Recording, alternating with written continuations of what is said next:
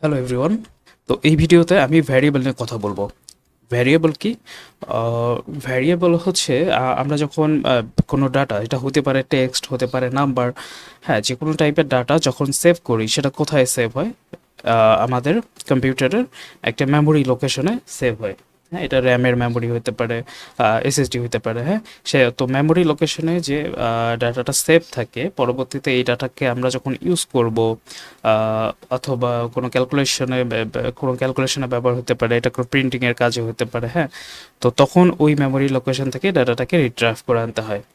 তো আমরা যে মেমোরি লোকেশনে ডাটাটাকে সেভ করে রাখবো, সেটার একটা নাম দেওয়া প্রয়োজন, যাতে আমরা ওই নামটা ইউজ করে ওই ডাটাটাকে খুব ইজিলি রিট্রাইভ করতে পারি। তো এই যে নাম দেওয়া হচ্ছে, এটাই মূলত ভ্যারিয়েবল নেম। হ্যাঁ, আমরা যে ভ্যারিয়েবল করবো, ভ্যারিয়েবল মানে হচ্ছে এখানে আহ, কোনো একটা ডাটা সেভ থাকবে এবং এটা বিভিন্ন টাইপের ডাটা হতে পারে, এবং প্রথমে আমরা একটা ভ্যালু সেট করব, পরবর্তীতে আবার রিঅ্যাসাইন করে অন্য একটা ভ্যালু সেখানে রাখতে পারি।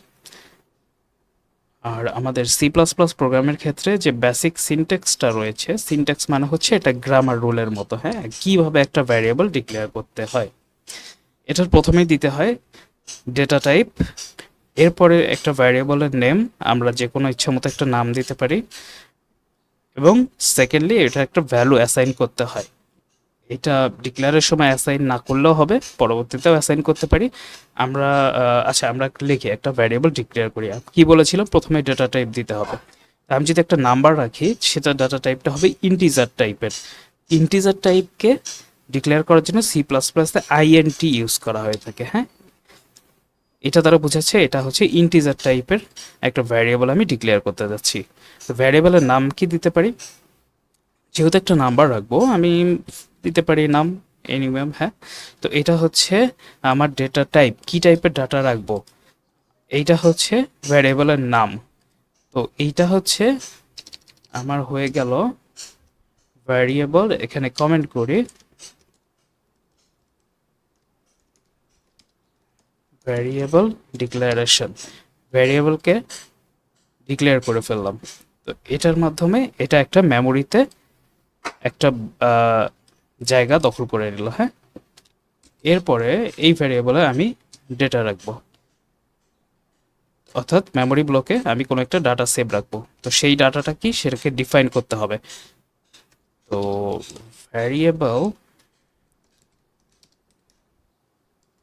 ডিফাইনের কাজটা আমি যেটা করতে পারি, আমার যে ভ্যারিয়েবলের নামটা আছে সেটা ইউজ করব, নাম, এবং এর মধ্যে আমি ভ্যালু হিসেবে 5 রাখতে পারি।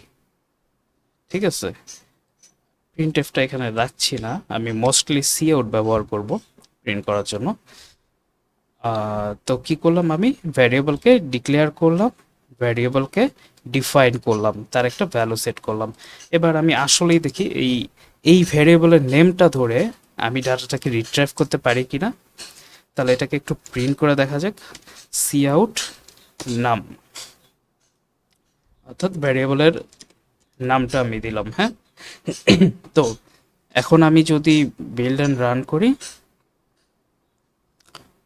দেখেন এখানে 5 চলে আসছে। হ্যাঁ, তার মানে আমাদের ভ্যারিয়েবল ডিক্লারেশন, ভ্যারিয়েবল ডিফাইন করা সব কিছুই ঠিক আছে, এবং ফাইনালি ভ্যারিয়েবলটাকে আমরা নাম ধরে রিট্রাইভ করে নিয়ে এসে সেটার ভ্যালুটাকে প্রিন্ট করতে পারলাম। তো এইভাবে মূলত ভ্যারিয়েবল ডিক্লেয়ার করা হয়। তো এখানে যেমন ইন্টিজার টাইপের ভ্যারিয়েবলের কথা বললাম, এরকম আরও অনেকগুলো ডাটা টাইপ আছে, সেগুলো নিয়ে আমি নেক্সট ভিডিওতে কথা বলবো। তো এখানে যে 2 লাইনে কাজটা করেছি, এই কাজটা আমরা সিঙ্গেল লাইনে করতে পারি। কিভাবে? ইন্টিজার নাম ইকুয়াল 5, এখানে কি করলাম, ডিক্লেয়ার অ্যান্ড ডেফিনেশনের কাজটা একটা সিঙ্গেল লাইনে করলাম, এরপর প্রিন্ট করলাম। আবার এটাকে বিল্ড অ্যান্ড রান করি, দেখেন আবারও 5 আসছে, তাই না? তো আশা করি ভ্যারিয়েবলের কনসেপ্টটা বুঝতে পেরেছেন। তো ভ্যারিয়েবলের অনেকগুলো টাইপ আছে, এই টাইপগুলো নিয়ে আমি নেক্সট ভিডিওতে কথা বলবো। তো সবাইকে ধন্যবাদ ভিডিওটি দেখার জন্য, দেখা হচ্ছে নেক্সট ভিডিওতে।